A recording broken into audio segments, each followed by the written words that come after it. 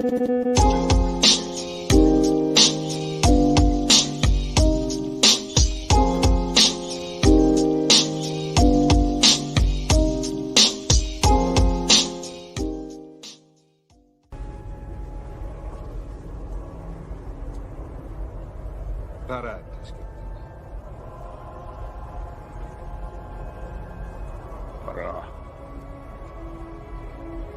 New hurrah. Captain, we have a saboteur on board.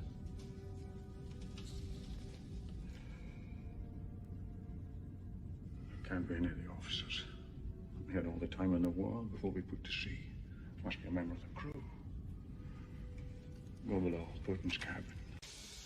The average Ruski son don't take a dump without a plan. Now, wait a minute.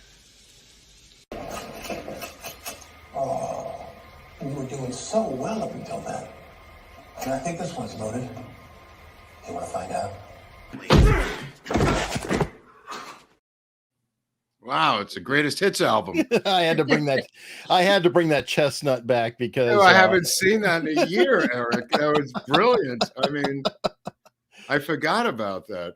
Well, we were waiting on the father. Right. He's coming. Father's finally coming. The commandant. Wow. Sean Connery is making his way from Murmansk, I guess, down to the Bering Strait he'll probably take a submarine through the Bering Strait, down the West Coast, probably all the way to New Mexico. Somehow get off the submarine in the Gulf of Mexico. Gloria Allred will be on the dock. Gloria Allred will be on the hello, hello, come over. I am to avenge my daughter, Mr. Baldwin. Holy shit. I guess there's some movement on the Alec Baldwin case. There's movement, my friend.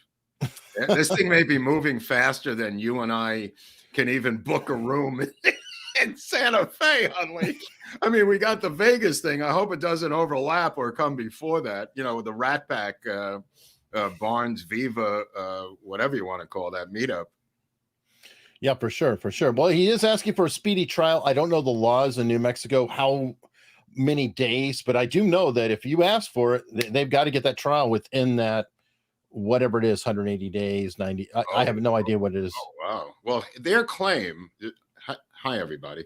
Hey. Hi, everybody. Welcome to Freeform Friday, a show that shows up every Friday, a show where people interrupt each other for no reason. Probably less with me and Eric, but I guess the more people you get, mathematically, the more interruptions you get, because it's really should be called short attention span theater, the former TV show on Comedy Central. But yeah, he's demanding a speedy trial, and one of the contentions for the speedy trial is the contention that they believe the New Mexico Constitution disallows a special prosecutor to hold office. Yeah, that's the second filing. The one is saying, I want a speedy trial, and the second filing is, and I want her removed. Right. Now, is she being removed for MAGA reasons? I just think it's clever because this is the way I look at it. And, you know, I'm going to project like crazy now. Yeah. Essentially, she's a damn good prosecutor. You looked her up. She's got a killer track record. Killer track record. Right. The DA didn't want to handle it herself, wanted to hand it off. So she's probably a little scared to get in the court and may not think anyone on staff is good. Right. So what a great way to go. I want a speedy trial and I want her ass off of it. And in my opinion, and I don't know really well, it seems like a legitimate claim because I thought so too. The special prosecutor Andrea Reeb, who we helped raise money for through the channel as a campaign donation to get her elected. But she is a member of the state legislature, which is the third branch of government. Right. But she's acting on behalf of the DA, which is either in the executive or judicial branch of the government. That's their claim. And I'm like, oh, shit, that's a pretty good claim. I don't know how you get around it. Some article in the New Mexico Constitution that specifically deals with that. Yeah, definitely. It's it's a wild concept, and I could totally see it. I'm thinking federally, so why not state? Why not be an issue? Well, if he demands a speedy trial and she's thrown under the bus, that would put their case in chaos, I believe, because exactly, because there's very short time, and then you get the top prosecutor kicked off. So then what do? They're scrambling and they're behind. Meanwhile, he's got a strong legal team. It's a good strategy. It's a great strategy. And even if it doesn't work, who cares? Right? What is it? It's no.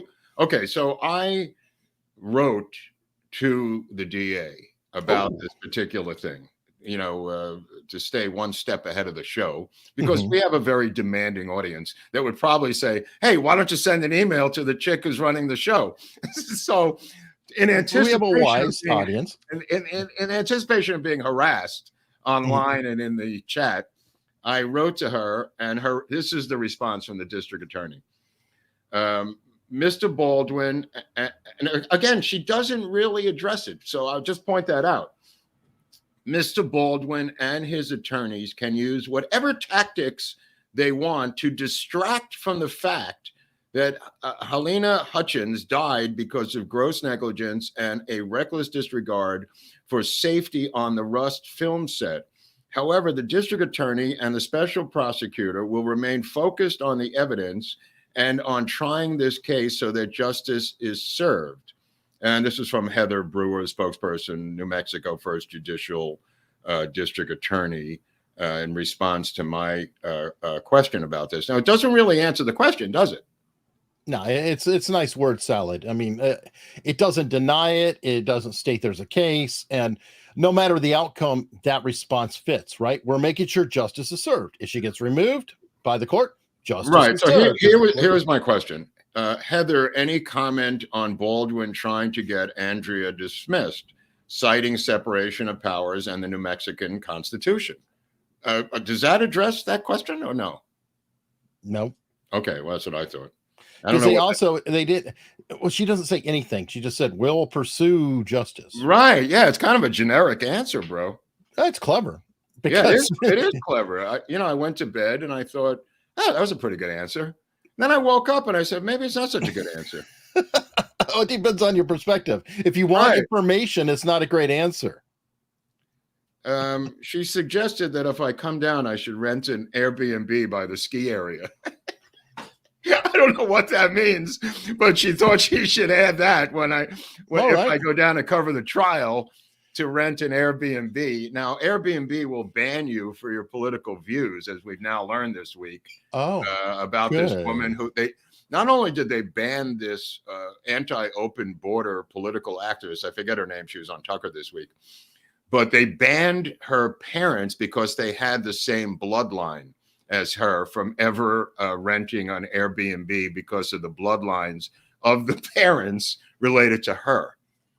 So God, I hope she's white for their sake. She is. She is. The parents have nothing. We're safe now. The parents have nothing to do with any of this, and they wrote her an email saying to the parents saying you're banned from Airbnb because of your relation to the daughter. And this was like right out of Nazi Germany. Just to digress for a second. So they then got caught in the media web of people blowing this up. So they said, we have decided to honor your appeal and have rescinded the order banning your parents from ever renting an Airbnb again. The problem is her parents did not appeal. There was no appeal. Of course not. Is this Lauren Southern? They're saying in the chat? Yes. Okay, Lauren Southern goes all the way back and is part of the reason that Locals exists. Oh, I didn't know. You want some history? I don't know who she is. Okay, Lauren Southern is you will know her if you see her. She's an attractive young blonde female. I saw her and I wanted to support, yeah.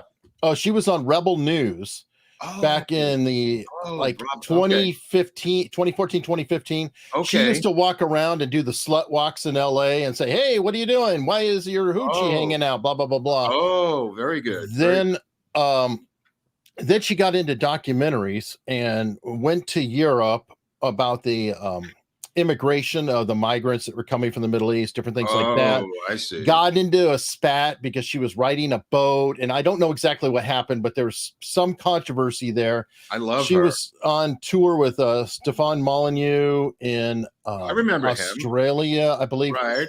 Anyway, but she and Sargon of Akkad were both thrown off of Patreon. Right. And this is when Dave Rubin interviewed Jack Conte of Patreon and said, right around that time, he's like literally within weeks of all this happening, and said, hey, are you going to throw creators off? What are you going to do? Are you really here for creators? Whatever. And Conte, of course, said, no, we believe in freedom of speech. Right. All that BS. And then boom, they were thrown off. Dave Rubin got together with Jordan Peterson to create Locals. Jordan Peterson broke off and created ThinkSpot, but Locals that didn't work did out. get, I don't think so. But anyway, it got created. Well, I think ThinkSpot is something else now. So it may be successful in its own. I don't remember, but we're both on Locals. And by the way, everyone, we're connected. So in theory, I could somehow become her friend. Yes, because of unstructured.locals.com. Right, where the people can join for free. That's or right. if they can pay $5, they get all the secret benefits and bells and whistles behind the paywall that we can't discuss because of contractual obligations. But there's secret stuff back there, you're saying, Hunley.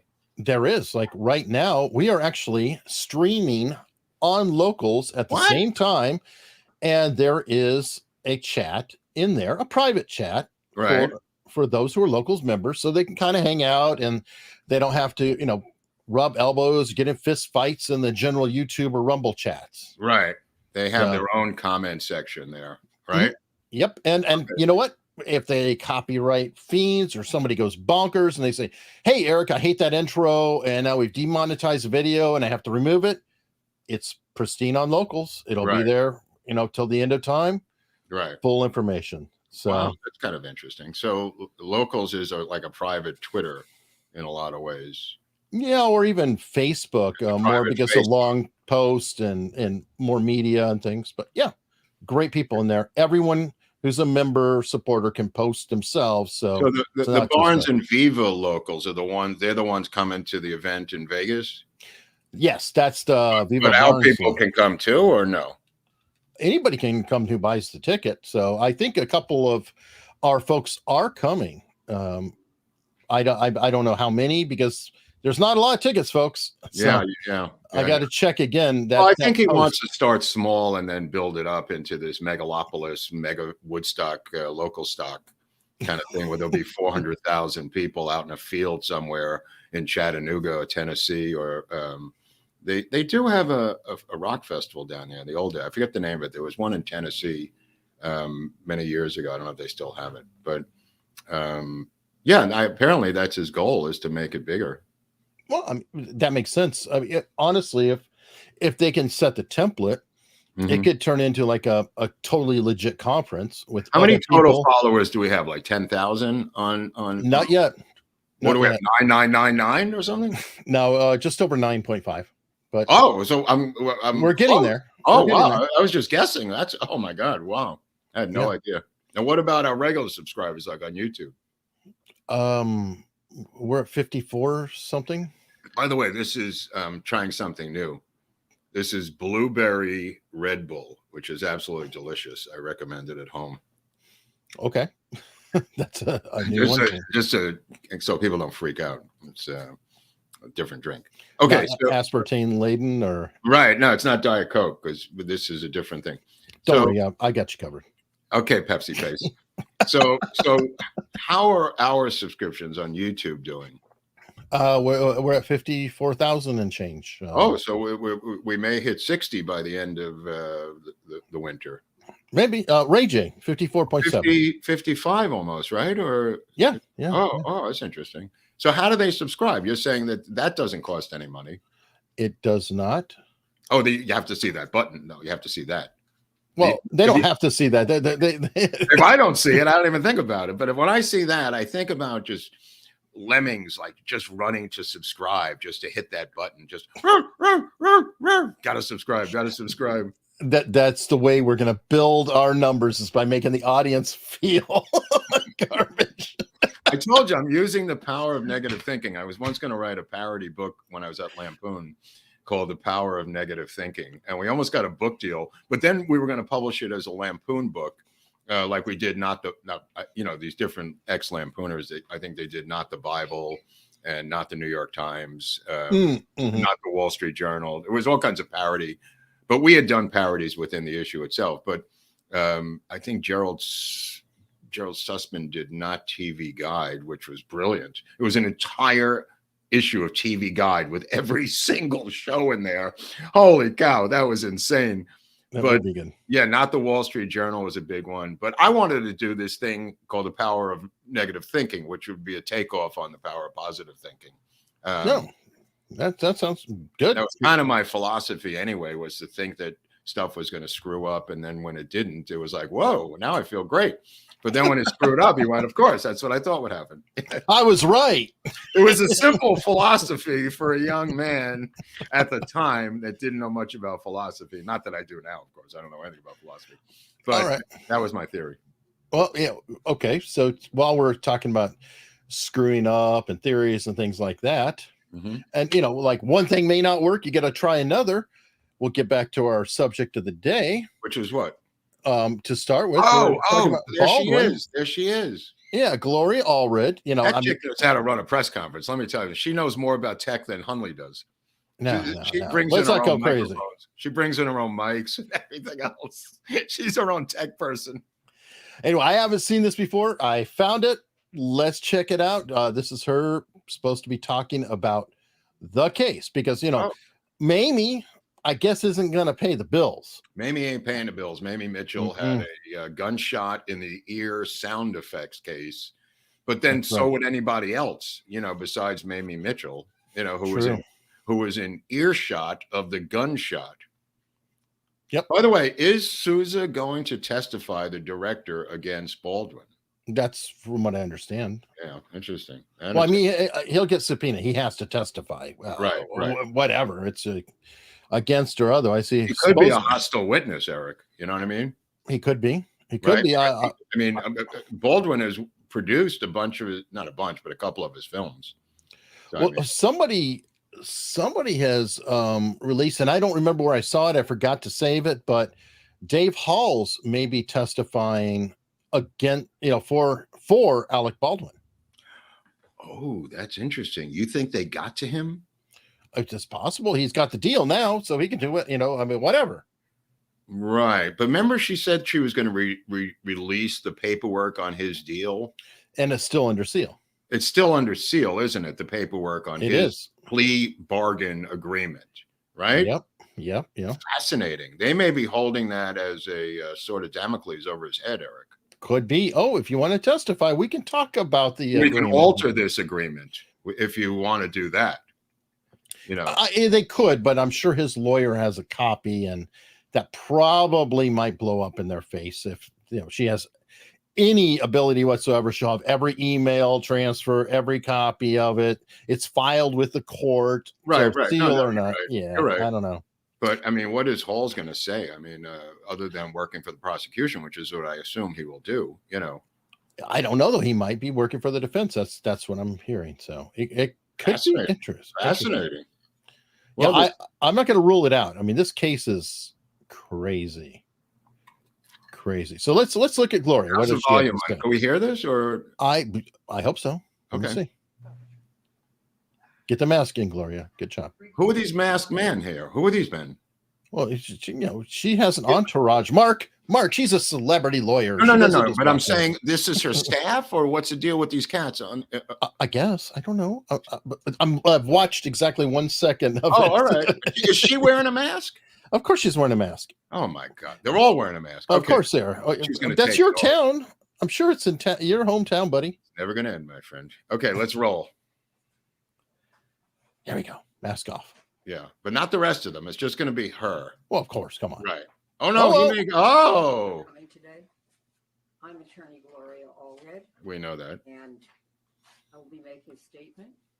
Then we will be showing some photographs, still photos, on the Zoom. And there are copies here for those who are here in person. In addition, we will be playing a short video of the mother and sister of Helena Hutchins. What? And They're going to be playing a short video of the mother and the sister. You mean talking about the loss of their Well, probably. Right.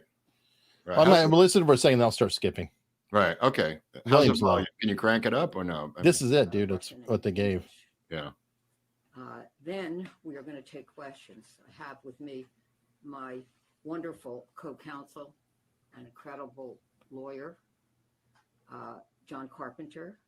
Oh, the film director from The Fog. It's a horror. Right. Yeah, the horror director. Good work, Carpenter. And he is going to take your questions.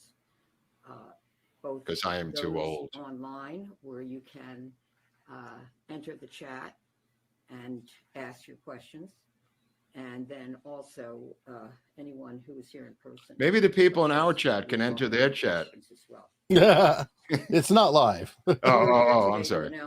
But they can comment maybe. The mother, the father, and the sister of Helena Hutchins. This is from today, right, Eric? No, I think it's from 2 days ago. Okay. But this is very important and very interesting because, and Megan Kelly actually talked about this during her show. Mm-hmm. It's extraordinarily odd. Normally there's one family lawsuit. Alec Baldwin has already been sued by the husband, family, and it's already done. It's already settled. Now everybody else is coming out. It's like, oh, in 3 weeks, we have a second cousin who's going to sue.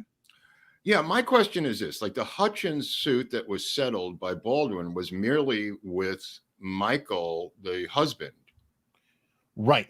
Okay, and the son. Yes, yeah. That's a typical, right? A typical lawsuit on that. But what's not typical is you become the executive producer on a busted shoot that may or may not regroup in the desert in California. Right. Okay, so we still have that lingering out there. Will they begin to shoot this film again? That's funny. Was that Nancy Pelosi?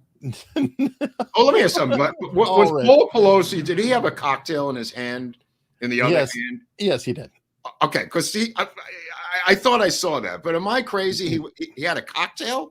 Yes. Well, this is a guy who was arrested for DUI. Well, okay, he had a glass of liquid of some kind, but it sure looked like a cocktail glass. Yes, one. And the other hand, he was holding the hand of the hammer guy. Yes. Oh boy. I just want to make sure I saw that right. See, we don't need guests to digress, folks. No. We can do it on our own. I don't know why that even came into my mind, but I'm haunted by images sometime. I need to talk to Hunley. So he opens the door. He's got a drink in one hand, the hammer guy in the other, and the police say, "Are you okay?" And then the hammer guy starts hitting him in the head. Not quite. But close. They open the door and hi, how you doing? And then the cops are there and they're kind of doing this with the hammer like two kids. Right. Kind of right. Yeah, they're tugging on the hammer. Yeah. Yep. And then the cops say, "Put down the hammer." He goes, "No." And then he hits him in the head. Yeah. Okay. All right. Well, that's an unusual crime. Yes. I actually covered it on the Eric Hunley channel. If anybody wants to check it out, we broke it all down. 911 call, police interview, and video. If anybody wants to see that. It's odd.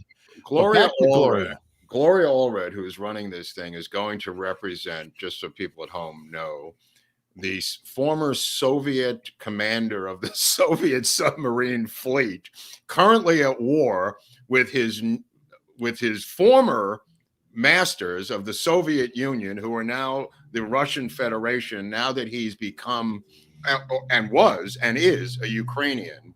So he is technically at war with Russia. In the middle of a war, she has somehow found him to become his lawyer in a lawsuit against Alec Baldwin, who played a CIA agent who hunted him in Hunt for Red October for Paramount Pictures a number of years ago, I think 1996 or something. Never underestimate the reach of Gloria Allred. Right. Okay. I just want people to know how crazy this is because of the war going on and other things happening in the region. Hutchins, of course, the woman who was killed, was raised at the Soviet Murmansk secret shipping Soviet base as a child with the father who Hunley and I a year ago found out was teaching at a Ukrainian naval war college in Kiev. Actually, it was weird. It was like an air college, because I always thought it was odd because he was a Navy guy, but I guess if you're high enough in rank, whatever. But I think with the loss of Crimea, the Navy went out the window. So there was no naval. What is there a Ukrainian Navy or no? Good question. I mean, since the loss of Crimea, where would they keep their submarines? I don't know. Well, I mean, they don't have their own stuff, Mark. They just tell the U.S. to send subs. No. But I'm talking about like 10 years ago. Let's say. Okay. 10 years ago, I assume they docked their whatever Navy they had. They have Odessa at the base, and no, they still have Odessa. Okay, thank you, Pasha. Thank you. The Yiddish word of the day is shmegegi. Shmegegi, and only Pasha knows what that means. All right. Well, and Pasha did ask about it earlier. We did. I'm sorry, I didn't say that. No. I didn't put it up. Okay. We did it now. I'm going to go with shmegegi. Shmegegi. Right. It's a good word for the day. So anyway, so he can't be commanding any Ukrainian naval submarines at this point. The father. I don't think so. Right. So in Hunt for Red October 2, The Reckoning, which is in development now at Paramount, it can't be the same character coming for Baldwin. Well, it could be, but he's going to be powering a land vehicle now. Or it could be one of those Leopard tanks from Germany where he switches over to another battle mode and goes full tank. Could be. All right, let's go ahead and look at the guy that doesn't like that we laugh during the show. How about that guy? Sorry. There was one guy, this guy's obsessed with, he goes, you're talking about, well, not today, but he goes, you're talking about the killing of the president. I don't find that to be very funny. And you and Hunley just keep laughing during the show about these things. And I think it's really ridiculous that you and Hunley find the killing of the president so funny. But as somebody said, time plus tragedy plus time equals comedy. Right. So, I mean, if 60 years isn't enough for that guy, I don't know what is. Well, I don't know. I mean, the time doesn't matter anymore, right? Because you supposedly release documents in two generations. Supposedly copyrights would run out in 70 years unless you're Mickey Mouse and Disney, and you just, screw that. We'll rewrite the rules. So, time is kind of a malleable thing. Yeah. Anyway. My mother made me swear that in 2035, and this was 35 years ago, that I would be at the National Archives when they opened the door in 2035 to release the documents. She made me vow, raising my hand on a Jewish Bible, to swear allegiance to the cause.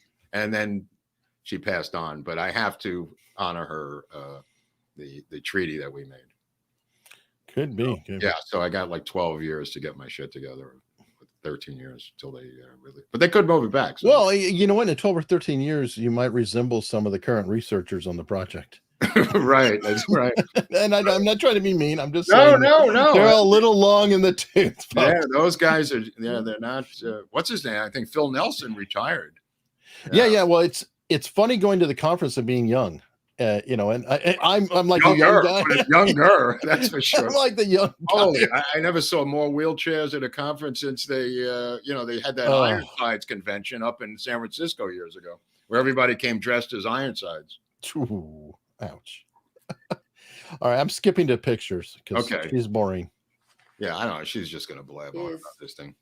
Of Helena, Olga, and Andros. And we have blocked out the face of Andros so that well, we've already seen it, so what difference does it make? Andros. The child. Right, Andros. Yeah. Oh, this must be this is maybe her nephew. I don't think that's Andros. No, but the kid is covered under the settled suit by Baldwin. But is this the same kid? Is that I can't remember if the Michael's kid is Andros or not. So I'm right. Or right. is it Matthew? Anyway, I don't remember that. Yeah, name. Matthew Hutchins, not Michael Hutchins. Michael Hutchins was the guy who autoerotically killed himself for In Excess, and then they had a reality series to get a new lead we singer. would do a show on, except I think he's British, so he's out. Aussie. Oh, Aussie, right? I'll take that back. All right, let's see. Rock band of the week, by the way, Wet Leg, British group. Check it out, Wet Leg. They won a Grammy last week. Highly recommend it. Wet Leg. And What's this? Oh, is that Grandpa? Oh, wow, that's him, Hunley. Wow, we've been trying to find Grandpa. Whoa. Oh, so I should have been paying attention. Is she trying to show the little boy with her grandfather to link it together? Yes. Oh, okay. Andros is the son. So yeah. Right. Okay. Right. Andros. Well, they're trying to show the loss, but okay, good. Right. Are they being chased by a giant cue ball in this picture? And perhaps. Right. All right. Come on. What's going on there? No, but God, she's slow. Here we go. What's this?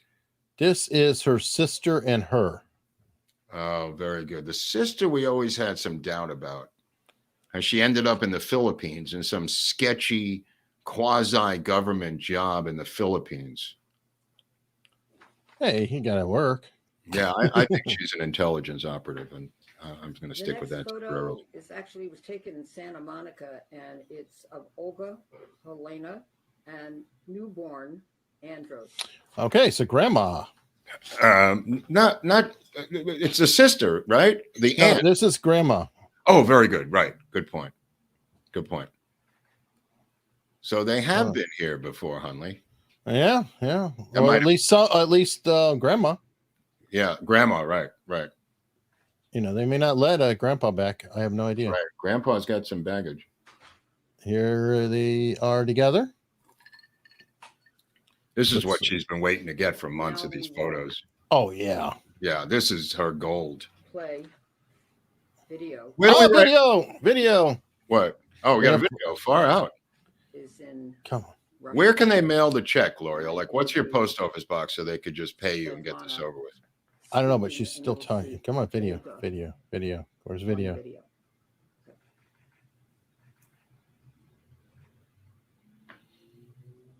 Don't do that. Yeah.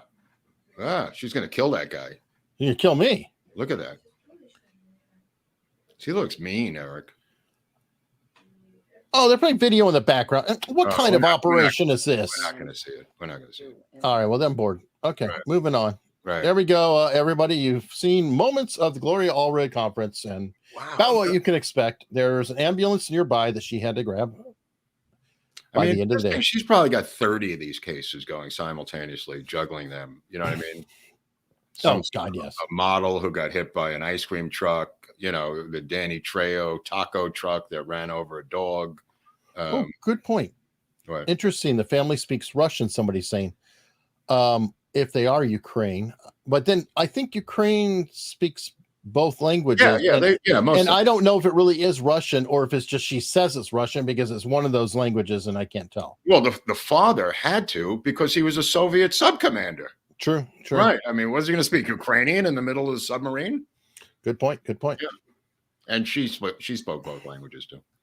Oh, I'm sure. I think a lot of them speak both languages. Kind of like German and Yiddish, probably. Yeah, definitely. Yeah. All right. So let me see. Okay, not many questions going on in the locals chat. I thought we would start looking around and putting it out for folks to ask questions because one thing good, if we don't have a party in here, we have more time to actually talk to the chat and maybe answer questions. Let's see what they're doing. Okay, that's a good idea. Let's see what's going on over there. Yep. So, folks, if you have some questions in general, whatever they might be, it could be recent episodes, could be previous episodes. You know, we'll definitely take an opportunity to take some. And I'm looking up Rumble right now because I didn't have that open. You know, I pushed that Florida trip back to the end of April, Hunley.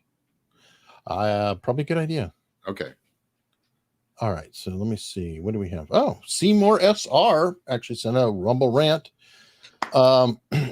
Just think, John Wayne and Clint Eastwood made dozens of Western movies over 75 years without actually shooting anyone. Well, we don't that we know of. Oh, that's true. That's true. Any questions? Yeah, there's a lot of gunfire in those movies, and yet nobody died.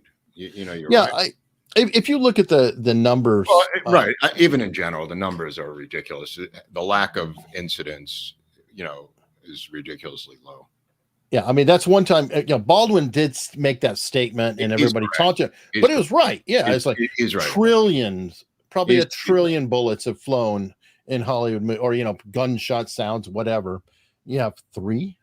Right. Well, my favorite was in Public Enemy, where they brought in the Army machine gunner with live rounds, who shot up the building next to Cagney when he was running by in Public Enemy.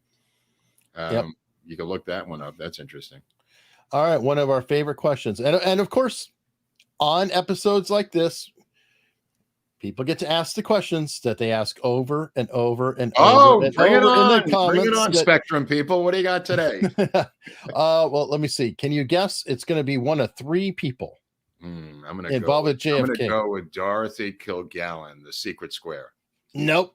I'm going to go with James Files to block. Got it in 2.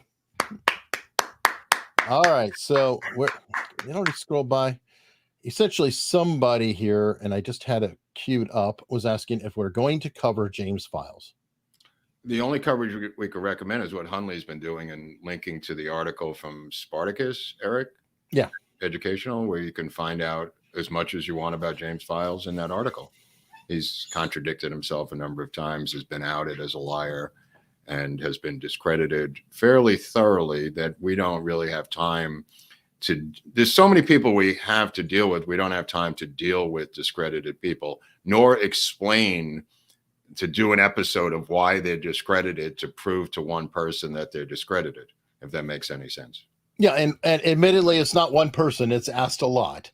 But those are the big 3, I'd say right now. The people who follow the JFK research community as long as I have and other people have, and there's more of us than there are of them, there are people in this study who have been discredited, and that includes him. So it's not, because you haven't followed it and read a book about James Files, we don't have the time to open that up for you.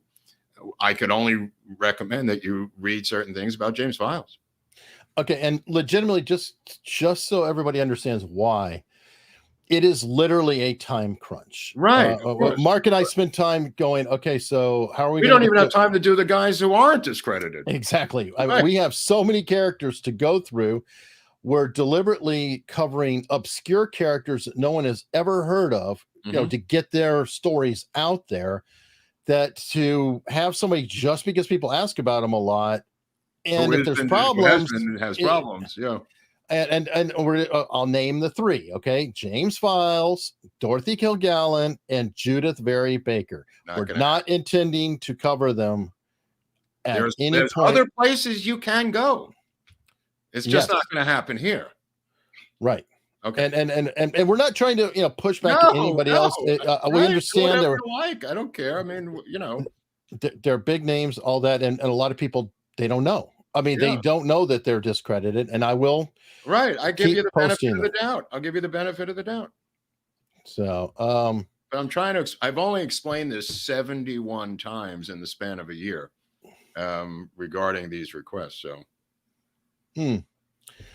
This is okay. There's a Files interview. It'd be interesting for body language. Maybe, but that won't be on this channel. That'll be something that maybe I'll do, but it's unlikely because it kind of wouldn't really benefit me. No, I mean, I would say the same thing about, the mob killed Kennedy. It's not going to happen here. I mean, he's a convict type guy, and there's Trafficante, and there's Johnny Roselli, there's, Marcello. That's not going to happen here either. I mean, because I don't believe the mob was involved other than to, somehow get Jack Ruby in there and be a paymaster to Jack Ruby. So I don't hear people complaining to us that much about the lack of episodes about the mob, Eric. Right. Okay, good point. This interesting point here. If James Files is a real deal, he'd been dead a long time before he had the opportunity. Let me just generally state, anyone who says they killed Kennedy did not kill Kennedy. Okay, just as a general rule of thumb, if you're saying you did it, that's usually indicative that you didn't do it. Most people who kill the president don't say that they killed the president, unless you're looking for a book deal or a documentary deal, which is usually the case. True. All right. So let me see. Dustin Russell always has a funny thing to say. Yelling out the taxi cab, baby on board at high speeds down the street just to make the show on time. Oh, that's funny. That's funny. Dustin's always got a good. That's pretty funny. Line. That's pretty funny. Baby on board. Let me see. Normal people would have already been tried, convicted, and sued into bankruptcy just because he's some goofy celebrity expects special treatment in my home state of New Mexico. The audacity. What is he? Yeah. He's referring to Baldwin. Well, that's debatable. That's highly debatable. But yeah. Anyway, in spite of his murderous tendencies, Alec is still the best Baldwin. I guess that shows how much of a lowlife Billy and Steven are. Wait, you like one of the Baldwins, and there's Adam Baldwin. He's not related, but he's a pretty cool Baldwin. Is Daniel? What's wrong with Daniel Baldwin? Daniel's not bad, isn't he? The one that kind of came out all right. I can't remember. It's hard to tell. Once we put together the Baldwin trading cards that Eric's working on, we'll have a much clearer understanding of the Baldwin. I just got an assignment, I guess. No, I'm kidding. Here we go. Any comments on James O'Keefe? Holy shit. I don't even know what's going on there. I mean, that's the craziest thing I've ever heard. Did they do a reverse DeSantis? I don't know what's going on. Did they alter the board of directors like DeSantis did with the college down in Florida? I don't know. I mean, I literally don't know. And I know Barnes talked about it on Bourbon with Barnes last night. And apparently that's blowing up right now, that he named some people, and I don't know any of the people, but I think like terms are being thrown around like litigation. So I do not know what is going on with any of it. And check out Viva Barnes. Honestly, okay, I guarantee they'll probably be going into it because they know. But I mean, he's the brand. I mean, he could just set up Veritas 2 tomorrow without skipping a beat, unless there's intellectual property that we don't know about and files and tapes and stuff that they would seize from him physically. I mean, that might be the game here. Well, you could say that, but Steve Jobs was Apple. He got fired. The founders of Cisco, they got fired from their own company. It's not unheard of for founders to get tossed on their ass and be pushed down the road, especially when you get power players in there, they could get frozen out. Could be like Woodward kicking Bernstein to the curb in Watergate. Could be. But it is a weird coincidence. This is not a company making automobiles. This is an investigative journalism group, right? I mean, this is a little different. Oh, here we go. Papa John's, that CEO, they went after Papa him. John's. But again, they're making pizza. This is not the same thing. Okay. I don't think we haven't read Bombshell by Mike Rothmiller, but we actually have had him on the show. I've read it. Oh, okay. Well, yeah. I haven't. He has been on the show, but the recording is so awful that I don't have it out there. You literally can't hear it. The audio is complete garbage. It was his fault. He lived in the mountains. Not his fault, but I mean, he lived in the mountains in Prescott, Arizona. So Prescott, Arizona, and had bad audio. Prescott. That's what they make you say. Yeah, you have to say Prescott. I'm from Arizona, and I never called it. Dude, don't even go there and say Prescott. They'll kill you. I was beaten savagely by a group of cowboys. I guarantee you that's probably your crazy California peers. It's Prescott. It's Prescott, my friend. Well, not Prescott. It'd be Prescott, like just a flat. But Kit, like I'm exaggerating to say Kit because most people say Cot. And it's not Prescott, Arizona. It's Prescott. Yeah. It's probably like Norfolk. You don't say Norfolk. Or Norfolk. Norfolk. Yeah. Norfolk. Let me see. Any plans to tell the untold stories of founding fathers? Not much video on them. No, but we may be doing something coming up. It's that will probably involve them to a degree. Yeah, we're doing something around that. Let me just put it that way. And I don't know if I want to reveal. You know what it is? There's too much stuff about those guys, but the guys we're going to do, there's nothing or much about them. That's why we picked this other subject. Yes, because we like being obscure. Yeah. And so we cover all the obscure. Right. I mean, what am I going to do? George Washington, when he started shooting heroin? I mean, what's the deal? I don't know. You know, there's kind of enough stuff on all those guys. Wow. Oh, look at this. Danny Porsche ran into this channel last week. Already watched all 19 Baldwin and the CIA stuff. Now caught you live too. Nice. Missed the Yiddish word though. Schmagegi today. But wow, good job. Awesome. I'm glad you're enjoying. Oh, okay. Let me see.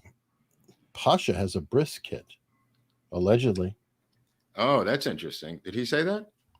No, somebody else said it. Oh, that's funny. That's kind of funny. Laura Loomer used to work for Project Veritas.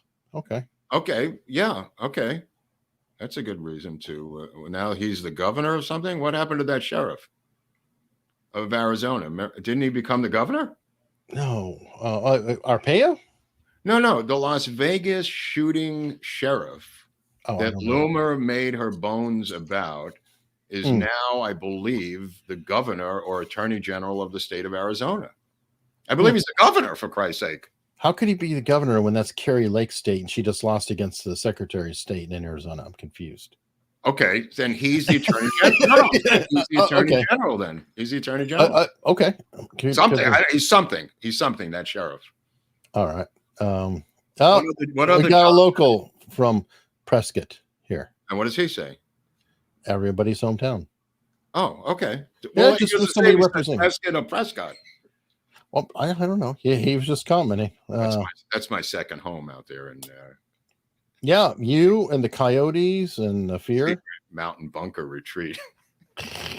Yeah, I heard about it. No, I like it out there. I really like it. I mean, it's freezing right now. I mean, it's probably snowing and 12 degrees there. Yes. All right, and Martha B is saying Nolans. Mm-hmm. Agreeing with that. Nolans, yeah, that's true. That's true. All right, let me see. Question. What about Brooklyn? You know, you say Brooklyn. Hey, asshole. Okay. Sorry. All right. Johnny Meyer wants to know if it eliminated, say, 95% of all global narco-terrorism, would you support legalized sales of small amounts of tax-pure cocaine for adults only? No. What do you mean small amounts? I don't understand. Can I go back and buy again? Yeah, I don't know. It's really very specific. Park, I can only buy 2 grams or something, or. And they always couch these things like, you know, if Superman could give up one of his powers, which would it be? And he'd still be Superman, you know. Yeah, I don't know. No, there's not. You know what it is? There's not enough drug addicts in the country. We really have to increase it so this guy can buy 2 grams of coke. Good God. Oh boy. Let me see. So do you think the United States will still go to war with Canada if they bomb the Baldwins? See South Park, bigger, longer. That's funny. That's funny. I have to revisit that. That was a good movie. Well, South Park covers so much. Right. That was a great episode. Blame Canada, I think, is the song. Blame Canada. You know, it's great, those songs that they write. I mean, they're kind of funny. Really well done. Yeah, for sure. Let me see if there's questions in locals, because I definitely want to get some priority there. Remember that George Carlin question? Okay, he is the AG according to locals. Okay, so I'm not so stupid. Jesus Christ, you guys beating the hell out of me over this thing. I knew he was something. But the point is that Laura Loomer, that was her arch nemesis, was that sheriff during the Vegas during the shooting. Yeah. Well, he's the attorney general of Nevada. Of Nevada, that's the confusion. We were saying Arizona, right? And that's what threw me off. I was like, right, okay, yeah, no, that was my bad. That was my bad. No, okay. He moved from sheriff to not solving the crime of the Las Vegas shooter to attorney general. Yeah, fair enough. Okay. Jeff SK in locals wants to know what inspired Mark to quit partying and become a drug counselor. Well, there was very, very little partying left to do. Let me put it that way.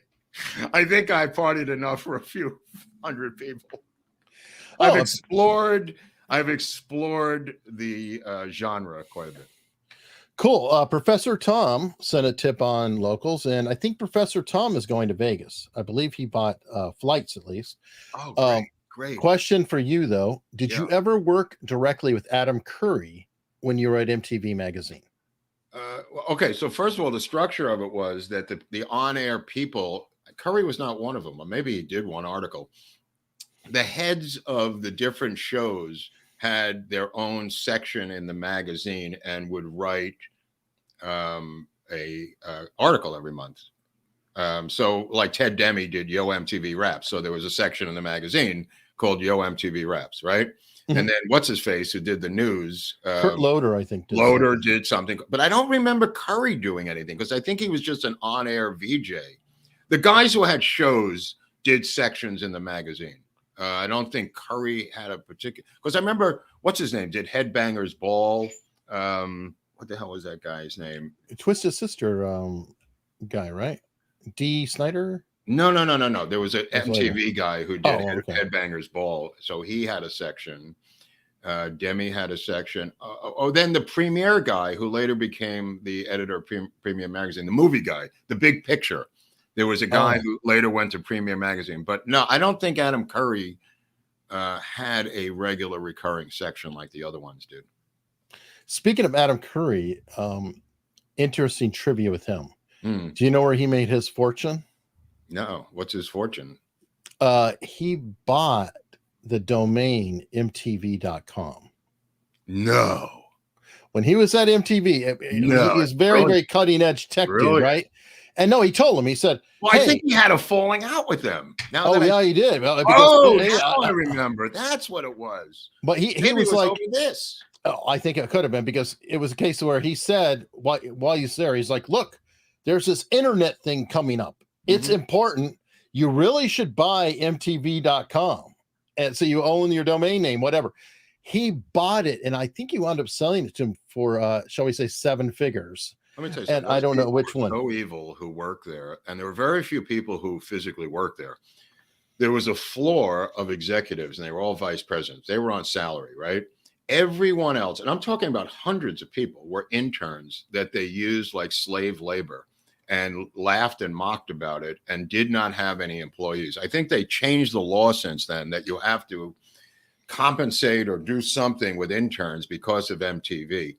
But they bragged about the fact that they had literally, I want to say 25 employees who were executives on salary, not counting Tom Freston and Bob Friedman was a vice president.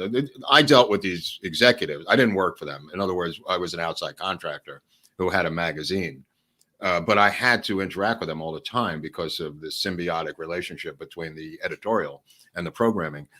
But the amount of interns they had there was astronomical. Amazing. Okay. On S. Mandel on Locals wants to know, does Mark think the authentic photos of the JFK autopsy showing the blowout in the back of the skull will ever go public? You'd have to define what authentic means, because it's rather nebulous. Okay. He's saying that he has seen these photos or what? I mean, there's certain people who saw photos, and don't forget, you don't need the autopsy photos to see 28 doctors from Parkland talking about the back of the head being blown out. You know what I mean? You don't really need an autopsy for that. So, whether the autopsy is not really an autopsy, just like the Dallas police building the sniper's nest is not an uncovering of a sniper's nest. The autopsy is a restructuring of the skull for photographs. That's what the autopsy is. It's a building of a dead body to allow for the storyline to operate in terms of the structure of the wounds of the body. So, they're pasting and plastering the head together so it will meet their storylines. It's not real. I think autopsy is the wrong word. Let me just put it that way. If there was a word for rebuilding a body or rebuilding a head, that would be the word. because it's not an autopsy. This is not something where they're seeking out information. All right, fair enough. You could follow the tracking of the bullets, as was said in Destiny Betrayed. Why aren't they tracking through the brain the line of the bullets? They're not into that. And anyone who says anything, they keep saying, well, the Kennedy family, as opposed to that. It's like, okay, well, they privacy, blah blah blah blah. Yeah. Of course. All right. Let me see more locals. Wells Mortensen sent a $5 tip, and Bill, a bit of a naive wish more than a question. Comic scene is awaiting AI to help with quality or quantity indie production. I can fathom docu-scene following closely, cutting down on production costs. Would Mark, with his lifetime treasure of interactions and stories, be a buyer, quote unquote, for content produced by AI studio, untied to usual high rollers in Hollywood or elsewhere? What? There's going to be a WGA standoff over this AI thing at some point that's going to lead to a strike. Just a random prediction here, because the guild, the Writers Guild, is not going to accept AI without a huge fight, and that's going to be interesting. Let me just put it that way. Well, it's interesting too, because it's already happening in the art world, and so far AI is won. Right. Well, the art world may not have a guild. They may not have a writers guild where guys are making $900,000 a script, for 2 drafts and a polish. We'll see. I mean, it's going to get really. I mean, the same thing happened. Remember, they talked about hologram actors a couple of years ago and replacing actors. That kind of disappeared, didn't it, Hunley? Mm-hmm. Yeah. Right. Well, but it did and it didn't. I mean, like they've resurrected Carrie Fisher, and there's some other ones, but that doesn't mean it's going to go away. I'm curious how the case law is going to shake out on some of this. Right, but I'm just saying the Screen Actors Guild is not going to roll over and allow the actors to be put out of work for hologram actors, without a fight. Yeah, and without a strike or whatever. I mean, so it's going to be a battle. I don't know who's going to win. I don't know what's going to happen there, but it's not going to go quietly. Yeah, I believe it. Okay, Professor Tom's saying that Curry gave them the domain, but he thinks that they sued him instead of asking him for it. Okay, well, that was the policy of MTV, by the way, was to sue first and ask questions later. And they were very apologetic about it. In fact, they sued me. And then when we went to depose them, they said to depose them. They came to me and they said, depose us and we'll buckle. Friends of mine who worked there, who were supportive. And they said, and we went to depose them and they settled. It was a policy thing. They do it all the time. It was a policy thing. So that's not so far-fetched. But I'll tell you something else. Getting back to that AI thing for a second, about 15 years ago, myself and a musician friend talked about writing a film which this AI thing might have helped. And that was using all Dylan lyrics as dialogue in the film. And somehow we talked about, and this sounds like some pot haze kind of thing, but we weren't on pot. We talked about putting all Dylan lyrics into a database and then somehow writing a generic type movie with a simple plot, whether it was Pat Garrett and Billy the Kid or whatever the hell it was. And then somehow this dialogue would come out of the computer in Dylan lyrics. That was the dream. But now with this thing, it may actually be doable. Yeah. Well, here's the other thing. Music World too. And Rick Beato, I recommend his YouTube channel to anyone who's interested in it, brought up a good point about auto-tune and AI. And he's been complaining for a while about quantization, which is essentially using Pro Tools. And, when the drummers drum, they can set it to a grid and then they literally move the recorded sound to line up the grid, right, making a human sound less human. Mm-hmm. But it's gone worse because if you listen to music now, there's so much auto-tune that people, and sorry, your friend Cher brought it to the market with her song Believe. Well, don't forget Elijah Blue, the alter ego of Eliza Blau, or whatever her name is. Right, the French spelling of blue. Yeah. But anyway, people don't sound human And so now you have AI voices that don't sound quite human, but you've already have, EDM, electric dance music, and everything else. Pop music is all put together by people in Sweden. Are you going to mention ABBA, or should I mention ABBA? ABBA's a big start on that. They're very talented, though. Yeah. I mean, ABBA did bring the Swedish whole formula here, and they've never left. They're the pop. That's pop generators. But because of this, we are literally facing AI taking over all music because they don't sound human anyway. And they kind of did it to themselves. And I thought that was an interesting take. Well, I mean, they single-handedly destroyed the record business here. There used to be a record industry in LA. It's gone because it was so top-heavy, as Jordan Peterson talks about, a corrupt hierarchy. There were guys at the top all making $1 million a year for decades. At these companies, it just collapsed under its own weight. They took at the top of the industry, destroyed the industry.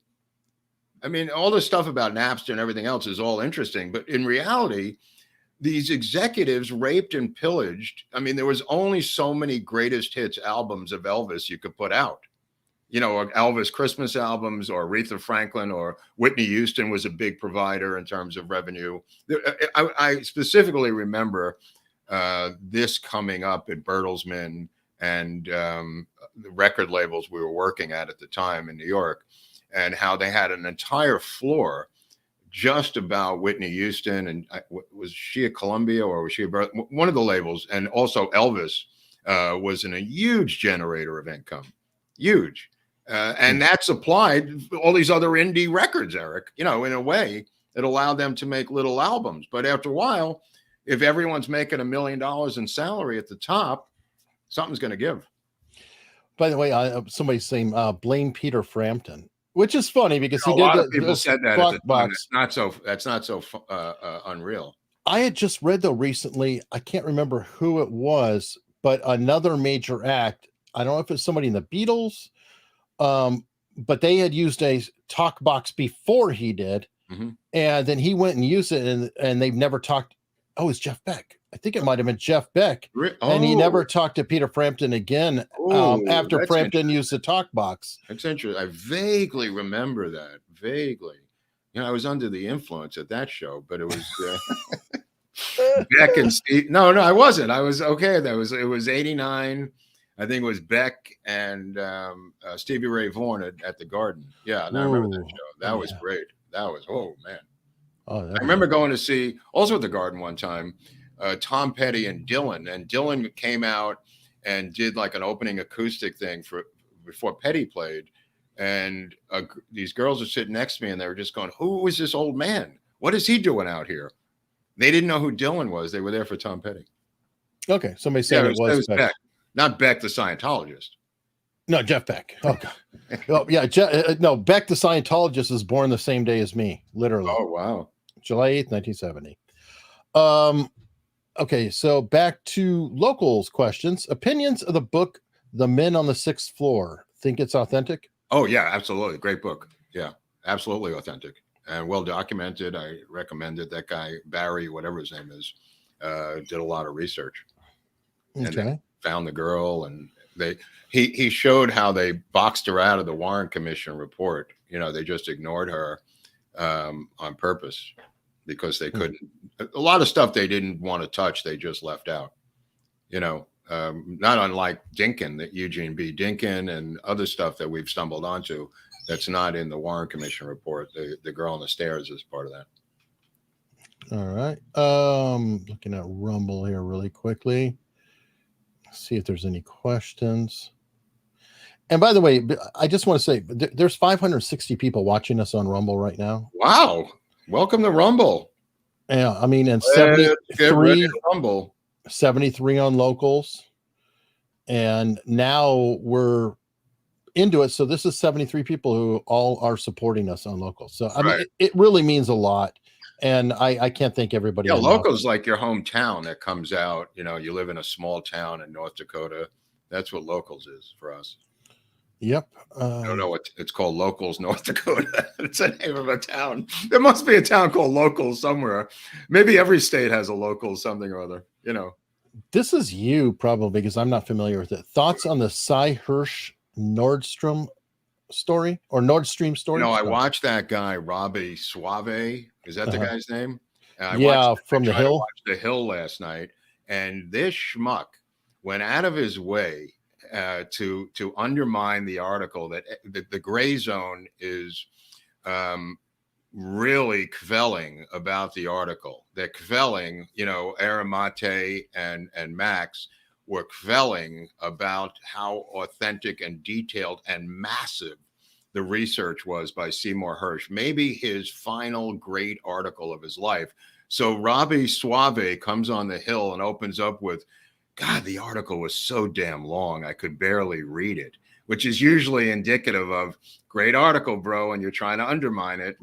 I gotta confess though, and push back on that one a little bit, because if you've been reading the Shane Cashman series on Eliza Blue, that is the very definition of TLDR. I can't get through. It's 80,000 words. There's a 25,000 word piece that you may want to read by the head of the Columbia School of Journalism on the mistake. I shared that on Locals. Oh, dude, I was reading it last night. I can't put it down. It's 4 parts. It's about 25,000 words. Again, Mate is going to have him on his show called Pushback as an interview, which I can't wait to see next week.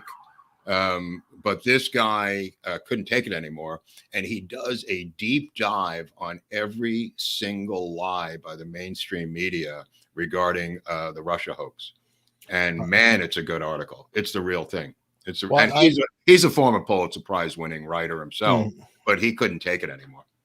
Yeah, he came out of retirement for that. Yeah, absolutely. Yeah, and he's working on it for years. He interviews Trump as recently as January for the article. I mean, it goes up until right now. He interviewed Trump over the years.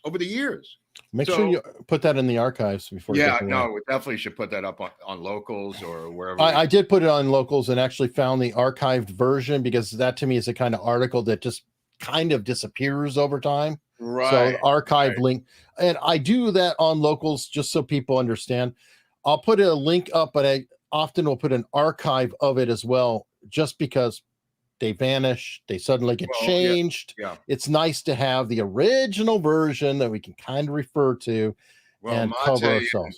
Blumenthal in the Gray Zone yesterday were ridiculing David Korn and David Frum for ridiculing the article that outs them as fraudsters.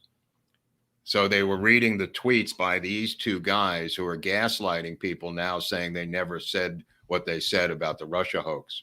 And what Mate brilliantly delineates, I haven't seen the entire show, but what he delineates is that the Russia hoax was just a precursor to get us into the Ukrainian war 3 years later. That it wasn't about Trump.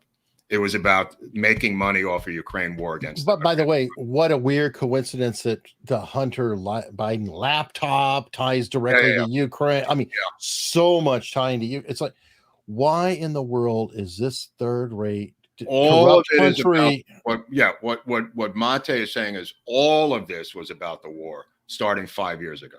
13 trips by Biden the final year as vice president to Kiev. Every single thing was leading up to this war. Wow. And I never thought of that before, but Mate makes that case brilliantly. And the Russia hoax itself is part of that. All right. Hey, back to Rumble.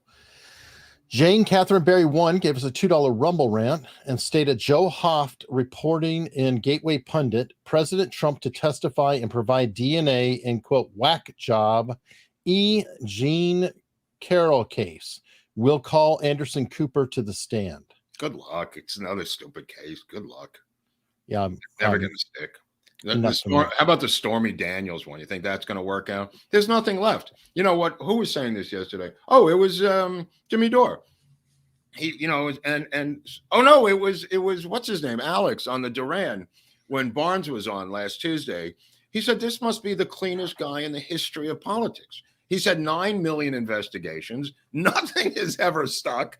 They're now going back to Stormy Daniels and this woman, the crazy woman in the dressing room at Macy's. That's the one you're citing there. British Alex, said this guy must be, after all of this, the most scrupulously honest guy ever to be in office because of the sheer amount of volume of investigations that brought up nothing. Well, okay, we've kind of tap danced around it, but there's another guy who was seen as an absolute demon that was probably cleaner than anybody else before and after for a while. Nixon. Oh, yeah, we have danced around. And who was the protege? Who was the mentor of this other guy? He's his Nixon. mentor. He's his mentor. Yeah, ironically, yes. So go figure. It's so funny because you'll see in the article, if you get to read it, Trump says to the author of the article from the Columbia School of Journalism that I have 2 jobs right now. This is at the beginning of the scandal. He says, running the country and survivability. And he says, what do you mean? He says, I have to survive this phony scandal so I can run the country. And those are the 2 things. He said, survivability and running the country. Those are my 2 jobs. Yeah, really interesting quote. Really, I'm going to read more of it tonight. I can't wait. I'm going to read. It's really long, which I like. I mean, I wrote for the weekly, I would write 25,000 word pieces. They don't exist anymore, but I mean, it's a total luxury because you just can spread out, journalistically. Which is cool if you're actually putting something out. I'm just saying, yeah. The Shane Cashman thing. I don't know who that. What is that? It's the Eliza Blue story. Oh, I could kill. And he's dripping it out, and he's trying to be Hunter S. Thompson. Who is he? He's Tim Pool's reporter for timcast.com, the Tim Pool news site. But okay, they have a site with articles, or okay, yeah. Tim Pool is literally a media. What is their obsession with this girl? They don't really have one. Shane Cashman is writing it, but it's interesting company because he was doing something on Ye, then Carrie Lake, and then Eliza Blue. So right, those 2 I understand. What is the obsession with her? Well, that's interesting question. I don't get it. What is there? There's no there. What is the deal? A lot of people got thrown off because of her. So it's okay. All right. Well, and I've actually, I put it out there to the world. I would happily interview her and let her tell a story. I am interested in hearing her story. But okay, Wells Mortensen on locals. Bit more on a serious side. Political assassinations were a thing from before Ides of March. Why do the 2 of you think the story of JFK and RFK resonates this much still? Because that whole era of Malcolm X, Martin Luther King, RFK, and JFK was the last hurrah of political gun assassinations. That switched to character assassinations afterwards. Think about it. The last guys to be shot were those guys. After a while, they literally, yeah, but they didn't kill Reagan. It was just, Hinckley's on tour now playing songs, and he's charging $20. But we passed him, damn it. We passed him on YouTube finally. Thank you. Take that, Hinckley, you bad shooter. No, what I'm saying is they have been able to provide, in the case of RFK, after RFK, there were, by law, the Secret Service was ordered to protect candidates. Okay. So that's a change that occurred physically. After these assassinations, there were changes made. It's very rare for someone to be able to get close to a candidate to shoot them. However, it does happen. We saw it in the race for governor of New York. A guy came at him with a knife, and we saw, other situations like when Scalise was shot up by the Bernie Sanders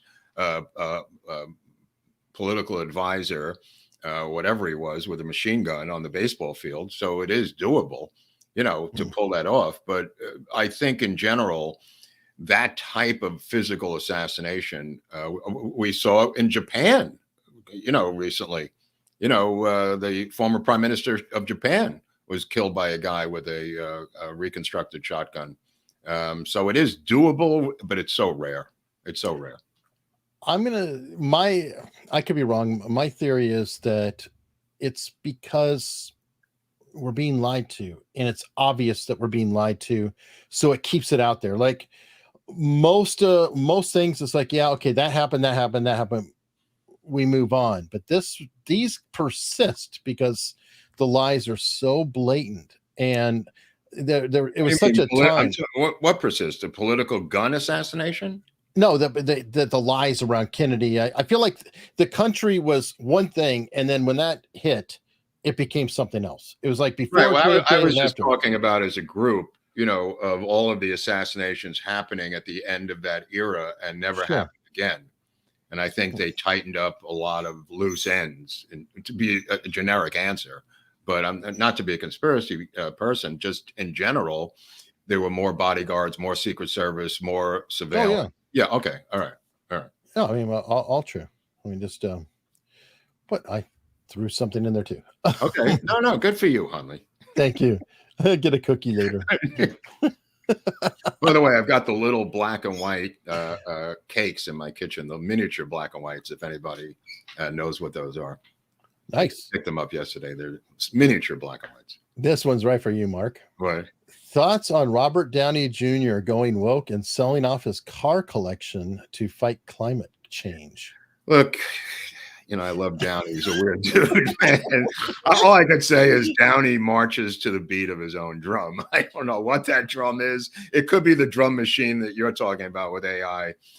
Downey's just a weird cat. He changes with the breeze. All right, I've got some more here on YouTube. Shout out to people who remember Jimmy Rich. Rest in peace, Jimmy Rich. Mark, when you saw the UFO, did you think it was the UFO or the Men in Black that caused the temporary paralysis? Oh, let me think. Hold on. Well, we weren't paralyzed until the Men in Black showed up and we went to walk up that hill out of the ravine to our car. So we weren't, and I'm trying to really remember this right now.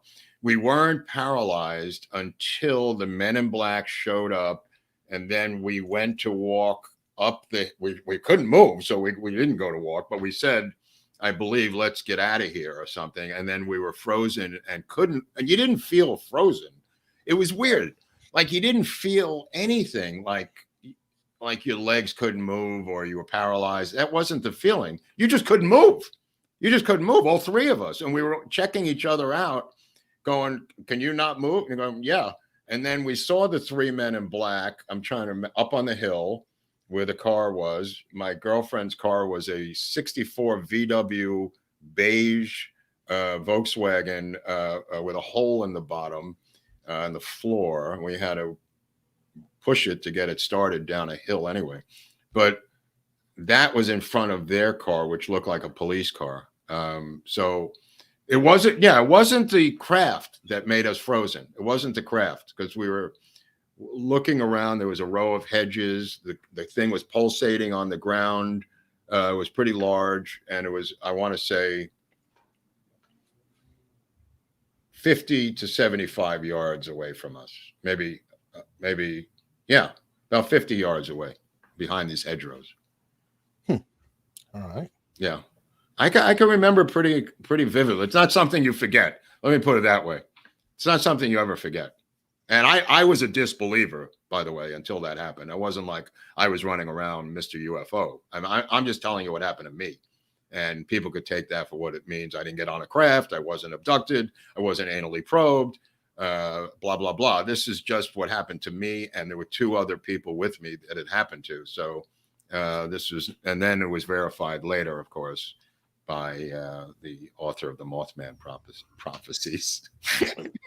By the way, folks, everyone who's asking, what are we talking about? We did cover this in an episode earlier. Right. Yeah. And it's one of the episodes on Mark's life. I can't it was remember. About Sonora House. That might have been the Sonora House. It was a Sonora House because that's when it happened. Happened in 1970s. So look at our catalog, and Sonora House is the episode that you're definitely wanting to see. Margaret Wolfson was with me, and Judith St. Croix were both with me. All right. So Wolfer wants to know, ProPublica shows the major donors and board members for Prover, heavy Koch brothers funding. Pfizer is a bridge too far. Yeah, you see the Koch brothers or Koch brother, since the other one died, is out. By the way, ProPublica has been thoroughly discredited. Oh yeah, as an investigative lefty news source, equivalent of NPR. So to say ProPublica and then have a statement after it has to be taken with a grain of salt. Fair enough. Elwood Bryant is a new member, and thank you very much. Elwood and Jake Blues.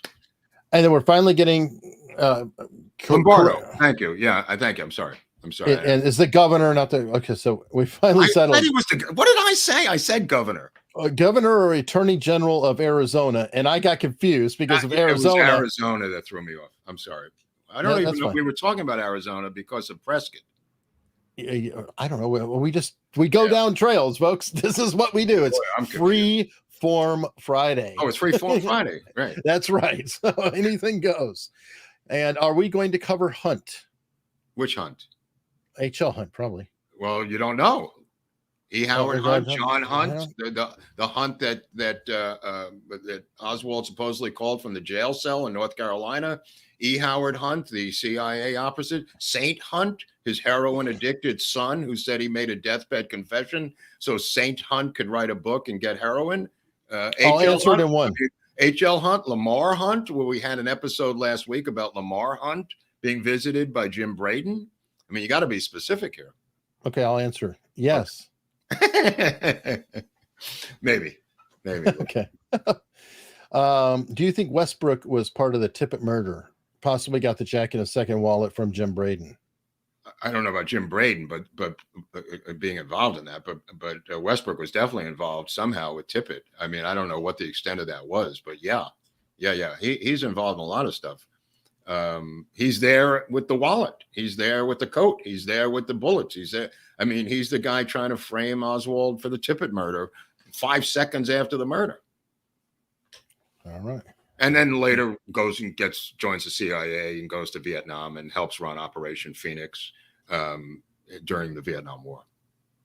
All right. I'm not your buddy guy. That's the name of the guy's thing? Yeah, that's their username. I like that. Just wanted to say I truly appreciate your videos. Thank you. Yeah. Appreciate you. South Texas gal, welcome. Join late. Love the intro.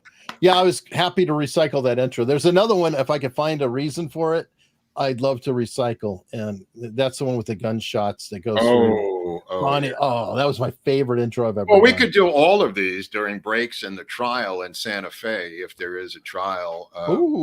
We could show all kinds of videos on a monitor or have a live remote stage set up outside the courthouse. With a camera woman and a live remote. If we can get one of those things like on the microphone, Eric, you know, where you put the thing over here that says America's Untold Stories, like on 4 sides, that would make us look really official. You mean like let me see if you can. Like CNN, you know. You mean like a mic flag? Yeah, like that thing. Yeah. Can we get one that says America's with our logo? Yeah, it has that. Okay, well, send it to me because I'm the guy going to end up going, oh, yeah, that's what I need. Okay. Yeah. It's all the shows. We'll need that to interview people. You can't interview a person unless you have that. Yeah. Unless there's a mic flag, it didn't happen. You weren't really there. Right. All right. Pasha, all their felling is just schmiggy. Schmiggy. All the felling is just schmiggy. Yeah, that makes sense. He knows. Somebody has to. Yeah, don't get out of the boat, as they said in Apocalypse Now. Don't ever get out of the boat. Look at this. Georgina's here. Thank you so much, Georgina. I support you on locals, but find it hard to listen and still work on locals, but I will work on it. Join late tonight. We'll catch up later. Always love your shows. Always like the freeform discussions. And Georgina, thank you. I mean, you've been a wonderful support here, locals, wherever. It's just, you're amazing. And wow. Thank you. Daniel Robinson, consider this. President McKinley killed in New York, supposedly by an anarchist replaced by a maniacal VP in his home state. Gee, doesn't that sound familiar? Could be. And somebody asked, we probably will be covering McKinley down the road. Oh, yeah. No, we're going to do McKinley. Sure. Oh, yeah.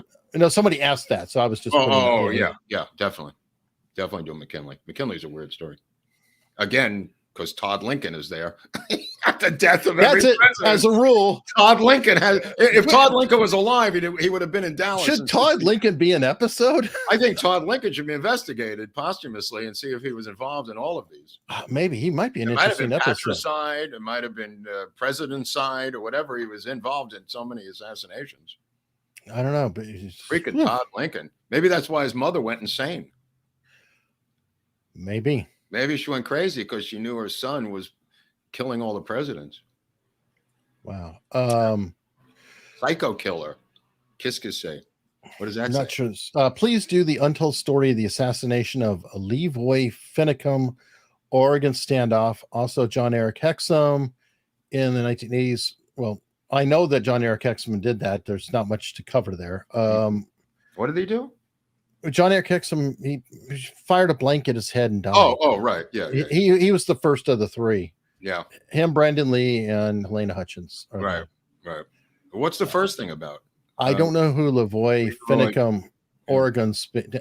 If it, as a rule, folks, this is kind of the loose framework. It's either stuff that Marcus researched to pitch for a movie or write an article, or somehow is personally connected via an experience or relative, right, or something else. So that's kind of the parameters of how topics get chosen. And there's so many that occasionally somebody will bring it up. It's like, okay, yeah, maybe we should do that. Somebody just did recently MC5 as an example, but most of the time it's probably going to be a no. Right. Well, it's like David Steves. You could do Gary Powers, right, which has been done to death, or David Steves, which nobody knows about, which was a movie idea that I pitched. So there's a lot of depth and research already done. Or you could do something like Gary Powers, which everybody knows, and they just, you know what I mean? Like, look at the difference between David Steves, the episode, which I highly recommend, of a guy, an incredible American pilot who survives in the high Sierras with animals chasing him, and then is, accused of all kinds of things. Nobody knows that story. Nobody knows that story. I mean, people know the Gary Powers story, which is a fascinating story, but it's been done. It's been done. Right. This is not a greatest hits album here, Right. Well, and I just want to occasionally state it over and over so folks, understand it. Daniel Robinson saying that there's a McKinley JFK parallel he was making. Okay, fair enough. Okay. But crazy vice president of McKinley was Roosevelt. I think LBJ might be a little bit more. I'm going to say that Teddy Roosevelt might be higher on the. Kind of a stretch. That's kind of a stretch. Yeah, I mean. That's no LBJ. I partied with LBJ. You're no LBJ, sir. That's a Lloyd Benson reference, isn't it? Yeah, Lloyd Benson. Okay. Yeah, from Texas. Yeah. Yeah. Any thoughts on Arthur Bremer? Yeah, I mean, there's a lot of thoughts on Arthur Bremer. I mean, MK Ultra thoughts. Planting evidence. They went and planted evidence in his apartment after he shot Wallace. I mean. It's a lot of stuff about Bremer that's bizarre. All right. Professor Thompson, a tip on locals. Mark, are you familiar with the rare book of the Oswald Affair by Leo Savage? Subtitle, An Examination of the Contradictionish and Omissions of the Warren Report. If so, any opinions on the book? I have it. It's just an early book that's missing more current information. I do have that book, though. Wells Mortensen said the Beatles' Tomorrow Never Knows was the first electronic music song, if you go purist on what constitutes one. Meaning what? Electronic keyboard, or what's the deal? Using tape backwards? Probably using some sort of synthesizer or something, I'm guessing. Yeah. Otto M. always has a snarky comment. Still can't believe Becca's as old as Eric. Thank you very much. That's funny. Wow. See, people pay to be on locals to bust my balls. So if you better you than me, Hunley. Better you than me. You can also go to locals and talk about Mark's there. Funny because you put up that thing about the Korean War using bacteriological weapons. People love that clip. We have more comments on that.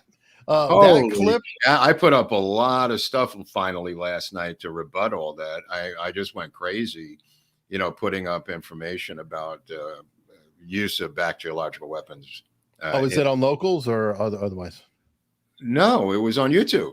Oh, you did? Oh, okay. Yeah, I put it on. I pinned the comments. I put up article. Nice.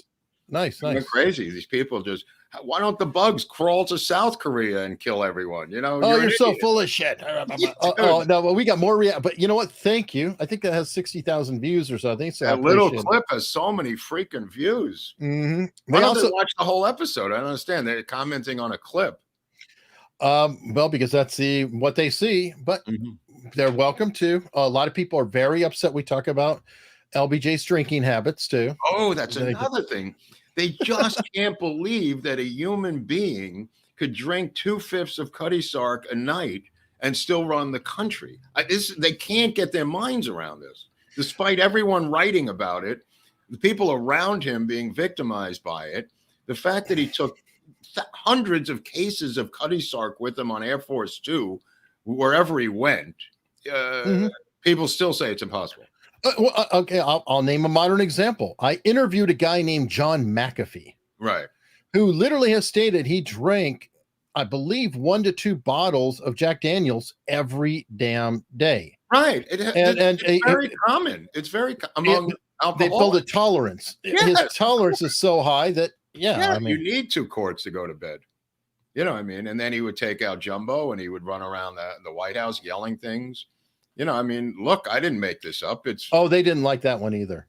Right. I mean, there was a black African-American butler who worked in the White House for many years who wrote a memoir, and a lot of it is in there. Yeah. But you know what? Thank you. Love the clicks. And I think a lot of Hunley people likes the clicks. They abuse me, and Hunley enjoys the clicks. I got Otto abusing me on locals. Don't worry. Let me see.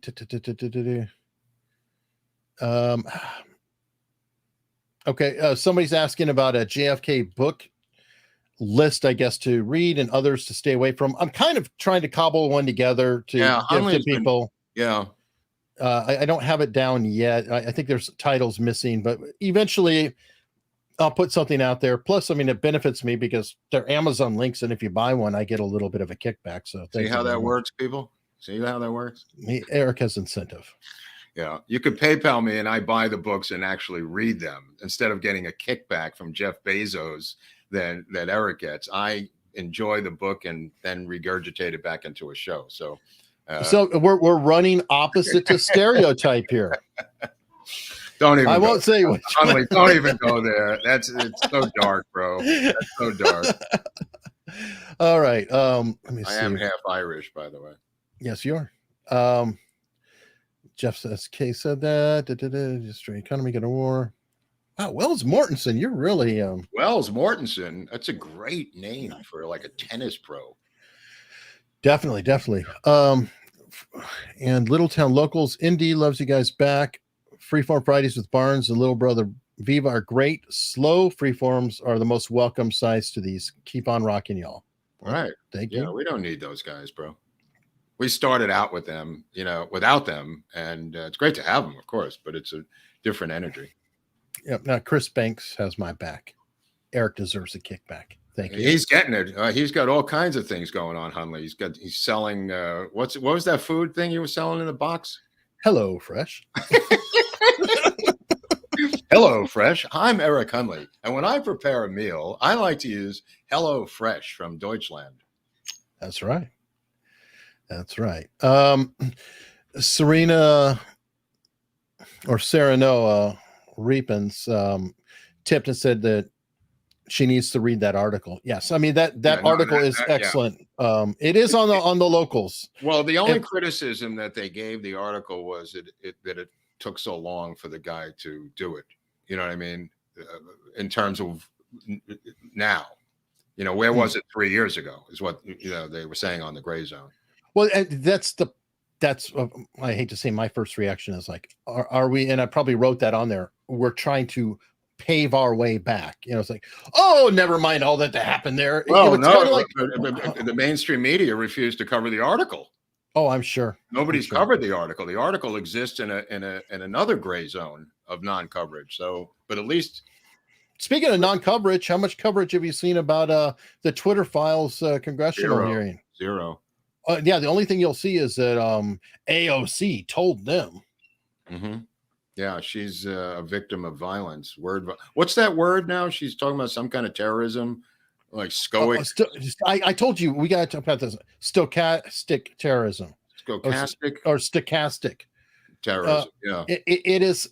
Oh God, it is a blown up term dog whistle. It is taking the term dog whistle and getting into a thing where your followers, Right. It's all you have to do is intellectual dog whistle. imply, because they're just saying, oh no, we have to censor you, not because what you said is illegal, not because you're doing anything illegal, but because there are people who are following you or in your audience whom we don't like, who might interpret what you say and do something stupid. So we have to censor you. Like Maxine Waters in the parking lot of the restaurant saying to get up in the face of no, Mark, that's free speech. Damn it.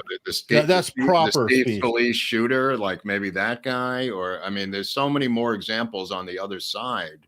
Like the guy who stabbed the Zeldin in New York, the governor's race. I mean, you can name dozens of these. Of violence on that took dog whistles and did violent things from them. Oh yeah, confession through projection. Yeah. Again, yeah. It's like, no, you can't do that. These are people really getting hurt by violence. I know. This is not imaginary violence. I mean, the guy tried to stab Zeldin. Scalise got shot by bullets. I mean, I agree. I'm not. The guy who plowed everyone over in the SUV case in Wisconsin in the parade. You know, I mean, these are real people getting killed. I agree. And I mean, I'm not trying to speak lightly of it. I'm mocking them for lying and using the term. But no, it's incredibly, incredibly disturbing. Yeah. All around. And I despise the term stochastic terrorism. I hate any kind of bullshit language play to do anything. Dina, thank you very much. You're enjoying from Korea. See, fortunately, the insects didn't fly your direction. Well, you don't know what part of Korea she's in. She could be in North Korea. We have a lot of fans in North Korea, Eric. Allegedly. Allegedly. No, I assume it's South Korea. You know what? I don't know how they get us in North Korea, but I hope they do. I'll be outstanding. Look at this, Georgina. What? Please do a show how Biden and the Speaker of the House, Pelosi, demean the country by kneeling in the White House, basically in support of the BLM. And when she tore up President Trump's speech on camera, bad. I was looking at McCarthy. McCarthy was just like on Xanax or something the other night. He was just staring out into space. I mean, if I was back there, I couldn't control myself of making faces behind Biden's back. How could you not make faces? I mean, Pelosi was obviously drunk and did what she did, but McCarthy, I think if you can make subtle faces, it would really be helpful during the State of the Union address. Well, what was it? Trump actually retweeted when there was talk about him becoming the speaker. Somebody did a shot of Trump's little, his goofy expression and Photoshop, and Trump actually shared that out on True Social. I have to confess this one. I went as a guest to Bill Maher's show. This is separate from the job interview debacle of working for Bill Maher. As a guest, my therapist and Joan Rivers were guests on Bill Maher. So my therapist from New York and I met in the green room. We'd gone out to dinner, blah, blah, blah. So then I was with my girlfriend and we sat in the audience and there was a camera on the audience. You know what I mean? And I just kept making very subtle, twitchy faces on purpose, right? And they sent up, I swear, and she kept saying, don't, you got to stop. Like she's cracking up. And I'm making these twitchy faces on camera. And they sent over a producer who said very politely, we can, something is with your face. You keep making these twitchy things on camera. I don't know if you realize it. Could you possibly try to control that? And I said, I'm sorry, I have facial Tourette's. And my girlfriend's like, she's trying not to crack up. And I'm saying to the producer, I have facial Tourette's and I can't control it. I'm on medication. I'll do the best I can. So the guy says, I really appreciate that. And he's got a headset on him. And he goes back and he tells Bill Maher what I just said. And it starts up again, the show. And I don't do it for a couple minutes. I don't do it. And then I start doing the twitching again. And they're all looking up in the stands at me. And she's trying. And I'm going, don't laugh. Don't laugh. I'm telling her not to laugh. So we went home. We went back to my place after the show, and then we watched it, having dinner here of myself twitching on the show, which I still have a copy of, which maybe we could put on local someday. Yes, definitely. It's a must. Oh my God. I don't know why I just remembered that, but it was, I guess, about McCarthy not making faces in back of the president. Oh my God. Okay, Peter Cochito, thank you so much.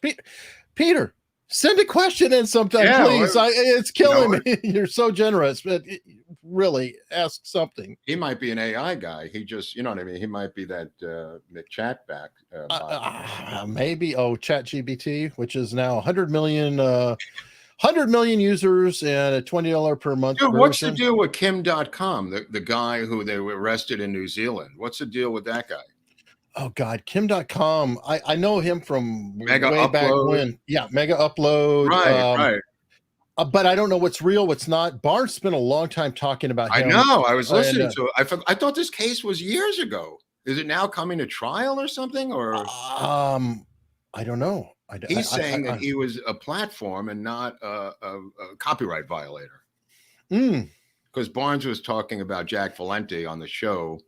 And he mentions that Eric and I talked about Jack Valenti, who was a human footstool at one point to LBJ. Another short that's performing well, thank you.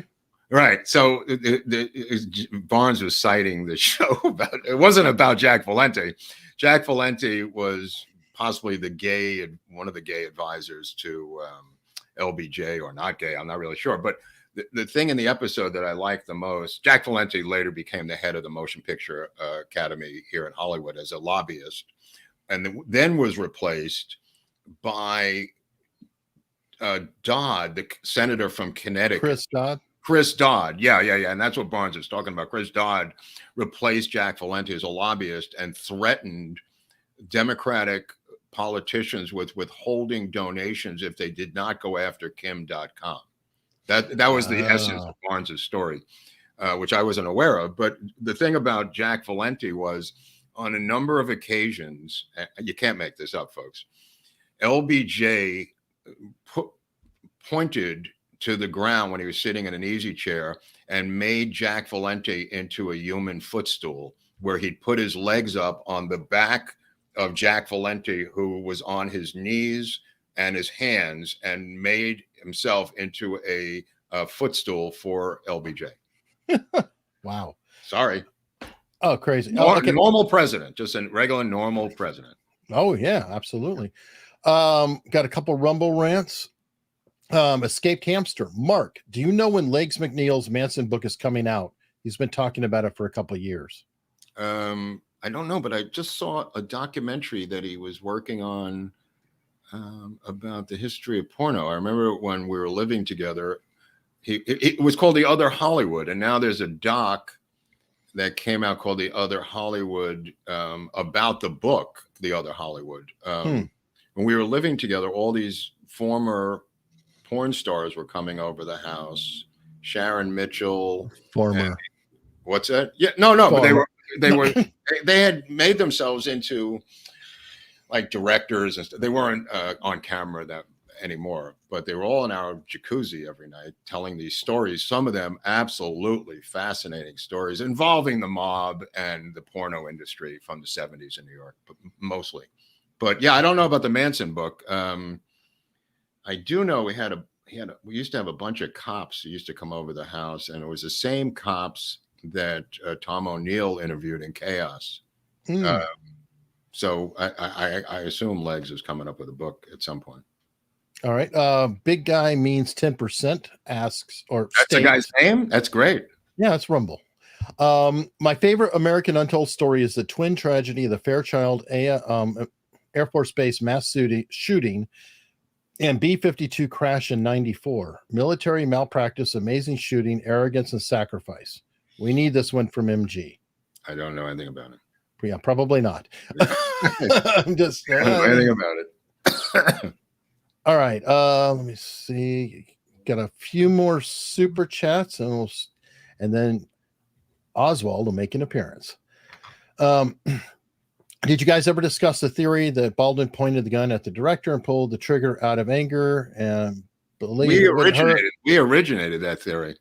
Yeah, in a backhanded way, and yeah, but we originated that as a not originated as a possibility that he was pissed and I could regurgitate exactly what I said because I remember it, that he was angry that they were not using a extra to do the extreme close-ups on his gun hand. And he might have been embittered that he had to do this in rehearsal when normally a stand-in would do what Baldwin was doing, was part of my theory. And that might have angered him as a thin-skinned star. And it was an indie, low-budget indie, which is why I think he was doing it in the first place. Yeah, and I don't even remember which episode it was. It was I don't remember. Probably in the first 10. Yeah. If you want to binge those tonight, there's a lot of them. Let me know where it is, because yeah, it'll be good to capture that clip. Yeah.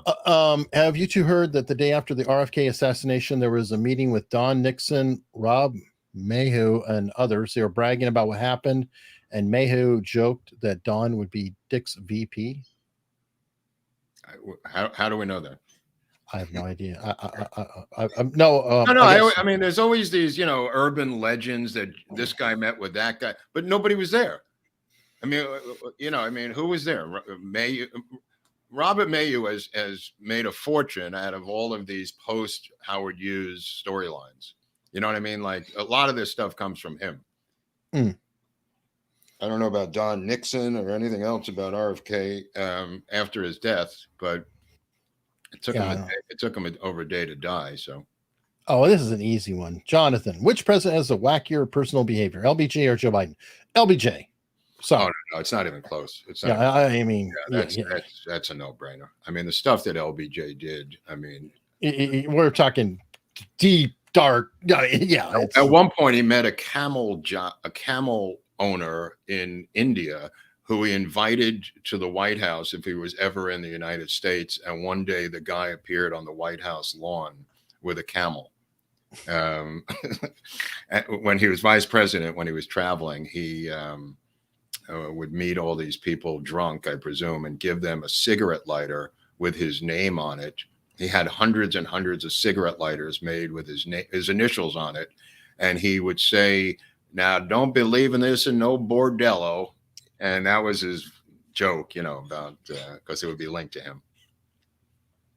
Which is actually smart. Dub Omega, thank you very much. How about a deep dive into Wilson's dementia and Edith Wilson's impact on the presidency? It's kind of been covered. You know what I mean? I mean, you're talking about someone who's catatonic and in a coma. That doesn't make for a good show. I think you're talking about Edith's part. Well, I could be wrong, but all right. All right. Sirhan may be the longest serving male, Leslie Van Houten, who didn't even kill her. He's second. Sirhan is a black killer upstate who I think has served like a year. They want to do a Manson's dive. I don't know if that'll happen. It's been done. So you're talking about 20 movies. Think about it, folks. 20 movies. Tom O'Neill Chaos. Right. I mean, it's been done. Think about what's not been done. But that's a good book, Tom O'Neill's Chaos. Right. That he really does a good job covering. I've actually interviewed him too. But I'm saying there's 7 TV movies. You know what I mean? Like this, or regular movies have been made on this subject. Yeah. That's for sure. I mean, there's also The Family by Ed Sanders from the Fugs, who I personally like that book. And then there's the crazy Bugliosi book, Helter Skelter, obviously, and then the movie, Right. Craig says he was his poof. I'm not sure. That probably came earlier, and I don't know the context now. I think he's probably talking about Jack Valenti. Probably. Yeah. Well, he seemed to be surrounded by a lot of gay guys. LBJ. You know what I mean? The Walter Jenkins gets arrested. LBJ is told that Valenti kind of cleared the FBI character test. I'm not really sure what that really meant because there was a lot of scuttlebutt about Jack Valenti. All right. Soltron, a guy who worked for Howard Hughes, claims there was a meeting with Don Nixon and Mayhew. I believe you wrote a book. I'll post it on Locals. Okay. Thank you. Right. Yeah, could be. And that leads us to the moment. Oh, I got the wrong thing. We don't care about Oh, that. wait a second. Give me that bear, Hunley. Yeah, you got bears at your house. I don't. Not anymore, I Oswald, don't. the legitimate. Are you Patsy bringing is here. Oswald to Vegas or not? I will bring Oswald to Vegas, You should. and I'll bring him to the stage. As a matter of fact, that might have to be part of the show. It's like, okay, You know what? hold up Oswald. Let's bring him to Vegas. We'll bring the bear too. Definitely. They can fit in the bag. And Chris Banks always says, Mark hates that dog. And I strongly dislike that dog. He hates you back. Well, he suffers being a Patsy. Everyone, thank you so much. Are we telling them who's next week? Oh, no, we're not going to tell them who's next week. What are you talking about? All right. So, you know what? If you want to see or know what's next week, You're going to have to subscribe, right? yeah, there's a button down below. Hope to see you then. And we appreciate it very much. That's it? That's it. I was going to tell you something else as a recommendation. Oh, just one final recommendation. It's on HBO Max. The Leftovers miniseries by Peter Berg. If you want to find the one about the Rapture, fascinating miniseries. I'll be binge watching episodes 99 to 100 tonight, but I think it's well worth it if you're into that kind of thing. And that's your friend too, Peter Berg. Yeah, right. No, I don't know Peter Berg, but I know Peter. Oh, I'm sorry. Oh, I don't know Peter Berg, but I'm mixing him up with another. It's a very, very interesting miniseries.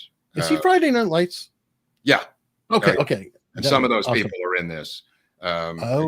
Yeah, Liv Tyler is in it. There's a bunch of different. You'll see a lot of familiar faces from The Leftovers.